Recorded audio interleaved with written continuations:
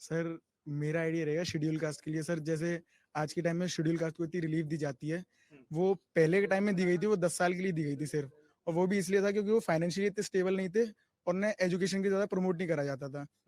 आज के टाइम में जब वो इक्वल हैं तो फिर उन्हें जितनी भी रिलीफ दी जाती है उन सबको हटाकर उन्हें बराबर देना चाहिए। जितना उनके लिए रिजर्व कर रखा है, सीट्स रिजर्व है, ये सब है, तो इन सब चीज़ों को हटा देना चाहिए, बराबर करना चाहिए। आपका नाम? आयुष शिवर है।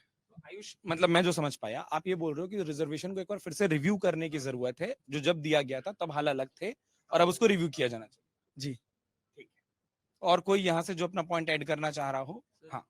रिजर्वेशन अब हमारे को अपनी इनकम के बेसिस पे देना चाहिए। जैसे अब नॉर्मली देख सकते हो आप, जनरल कास्ट के भी हैं, वो भी अब इनकम के बेसिस में बहुत लो हैं, और शेड्यूल कास्ट से अब कुछ इनकम के बेसिस में बहुत ज्यादा हाई हैं। तो अब आप शेड्यूल कास्ट के लोगों को दे रहे हो, तो वो इनकम के बेसिस पे तो हाई है ना। जो नॉर्मल है उसको नहीं मिल रहा, और जो नहीं अफोर्ड कर सकता है अच्छी खासी स्टडी, वो सब फीस वगैरह, तो उसके बेसिस पे हमें देना चाहिए।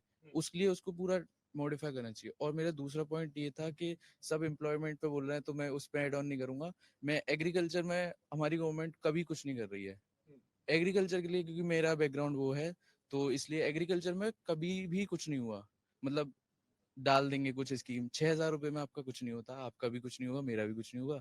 और इसलिए एग्रीकल्चर पे, फार्मर्स पे ज्यादा फोकस करनी चाहिए, और ज्यादा हमारी पॉपुलेशन उसमें इन्वॉल्व है, और ना ही हम पे इतने बड़े बड़े फार्मर्स है। क्योंकि आप देखिए, कंपैरिजन करिए, इंडिया में अगर कोई फार्मर है तो वो अगर आलू की खेती कर रहा है तो वो आलू उगाएगा, वो बेच देगा। अगर वहीं वो अमेरिका में या फिर और किसी कंट्री में आलू की खेती कर रहा है, तो उस आलू से चिप्स बनाएगा, फिर बेचेगा, तो उससे उसकी इनकम डबल होगी। यहाँ का फार्मर क्यों नहीं कर सकता? क्योंकि उसे रिसोर्सेज नहीं है, उसे आपने सिखाया ही नहीं है। तो वो है कि आप फार्मर में को में इतनी वो नहीं है समझ, तो वो उस पर गवर्नमेंट को फोकस करना चाहिए। आपका नाम? यश गौतम। यश, मैं यही बहुत अच्छे से एग्जांपल दिया, और सबसे अच्छी बात है कि एक यूनिक अब तक जो बात आई, जो आपने कहा कि कोई फार्मर की बात नहीं करता, और उसको आपने एक बहुत बेहतरीन उदाहरण से समझाया है। एक तो जो आपने इनकी बात में एक चीज एड ऑन की थी, वो ये था कि रिजर्वेशन को रिव्यू सिर्फ नहीं करना चाहिए, उसका क्राइटेरिया जो हो वो इकोनॉमिकली हो, कि कौन कितना सक्षम है, नहीं है। लेकिन अगर इस बात को जो आपने कहा कि फार्मर के लिए सरकार हेल्प करे या उधर ध्यान दे, ध्यान क्या दे, मतलब क्या चीज है जो करे? जैसे कि सरकार उनको एक मतलब गाइड कर सकती है। और हम, मैं कह रहा हूँ, कहते हैं हम गवर्नमेंट स्कीम चला रही है गाइडेंस की, के गाइड कर रही है, स्टडी करा रही है, सिखा रही है, वो ग्राउंड रियलिटी पे कुछ भी नहीं है।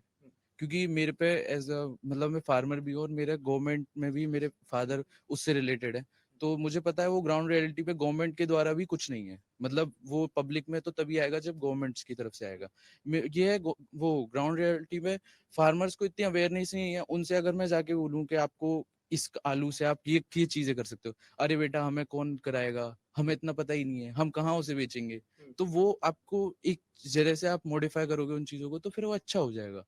अगर आप ये वीडियो YouTube पर देख रहे हैं तो हमारे चैनल को सब्सक्राइब करें और बेल आइकन को दबाना ना भूलें। अगर आप Facebook पर ये वीडियो देख रहे हैं तो हमारे पेज को लाइक करें।